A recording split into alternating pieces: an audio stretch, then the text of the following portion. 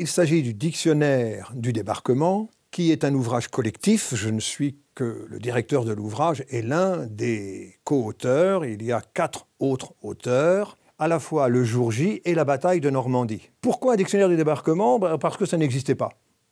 Ça restait à créer, ça restait à écrire. C'est un très gros travail.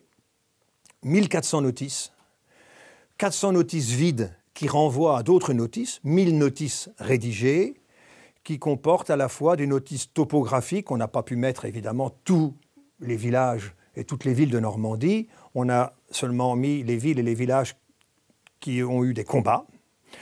Et puis des notices où se croisent à la fois les noms des divisions, le matériel, les batailles. La bataille de Normandie est faite de beaucoup de batailles, les noms de personnes, et puis des notices qui vont plus, à mon avis, dans la sensibilité actuelle, qui sont des notices sur les victimes civiles, sur les cimetières, sur le tourisme de mémoire, etc., etc. Il y a une notice cidre, il y a une notice Calvados, il y a une notice cigarette, la vie quotidienne des combattants. Donc c'est un vrai dictionnaire qui croise à peu près toutes les façons possibles et imaginables d'entrer dans ce livre, qui est conçu à la fois comme un instrument.